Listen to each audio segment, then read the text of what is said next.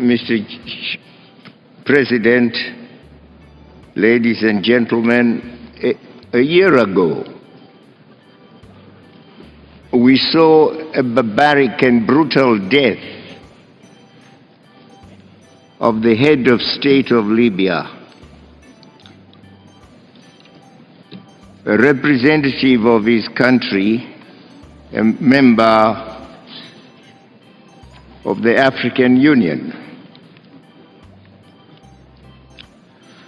That death occurred in the context in which NATO was operating supposedly in order to protect civilians. As we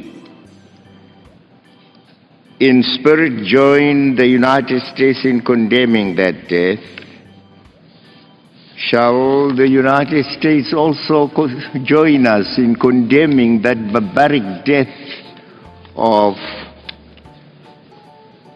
the head of state of Libya, Gaddafi? It was a loss, a great loss to Africa,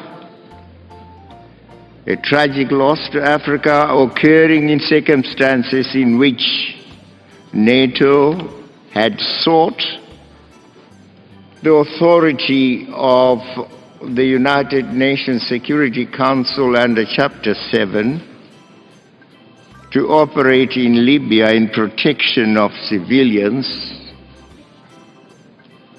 who were said to be at the mercy of the government of Libya led by Colonel Gaddafi. The mission was strictly to protect civilians, but it turned out that there was a hunt, a brutal hunt of Gaddafi and his family. And Gaddafi and his family were sought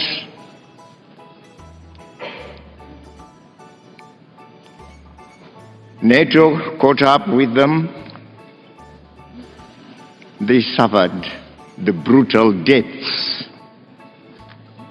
that we know about, Gaddafi and some of his children.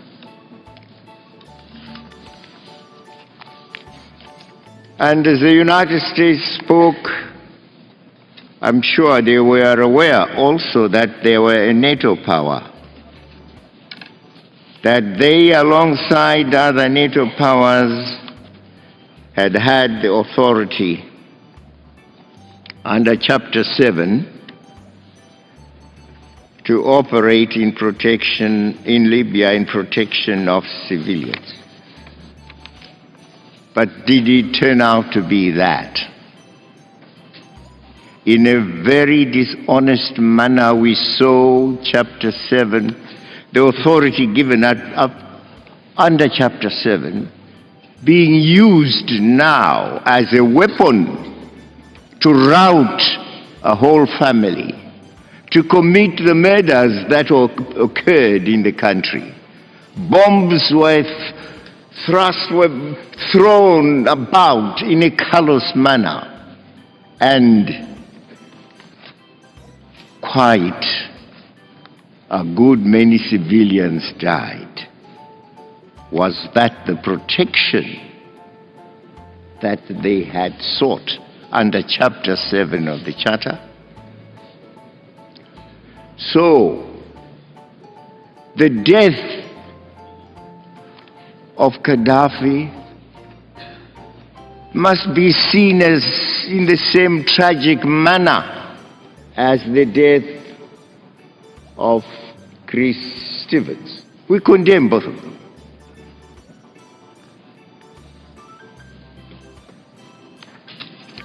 Let me begin by reaffirming the rightful and important role of the United Nations in the management of issues affecting international peace and security.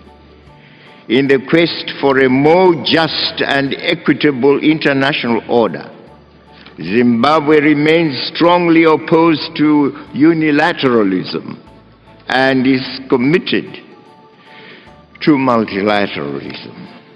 We therefore would like to see a United Nations that continues to be a guarantor of world peace and security and a bulwark in the fight for justice and equality among nations. It behoves us all, therefore, to take the necessary steps to ensure that the United Nations is not marginalized on international issues. Equally important, the United Nations must in future never allow itself to be abused as it was in the case I've referred to, where NATO sought under Chapter 7 authority to protect civilians, and nay, it did not turn to be that.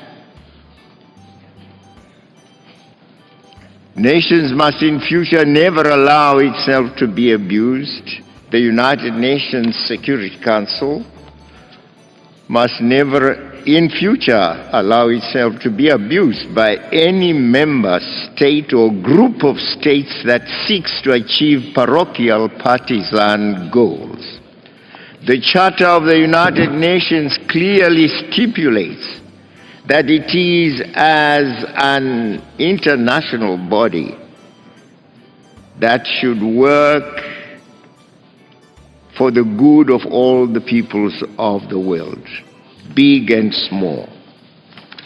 Mr. President, we recognize that there are existing and emerging threats and challenges that continue to frustrate our individual and collective efforts to attain greater economic development and social progress, as well as peace and security. But the increasing trend by the NATO states, inspired by the arrogant belief that they are the most powerful among us, which has demonstrated itself through their recent resort to unilateralism and military hegemony in Libya, is the very antithesis of the basic principles of the United Nations. In that case of Libya, the African Union and its peacemaking role was defied, ignored, and humiliated. The African Union was for dialogue between the Libyan Authority and the so-called revolutionaries. May we urge the international community to collectively nip this dangerous and unwelcome aggressive development before it festers. Please subscribe, hit the bell and click all. Then like our videos and share.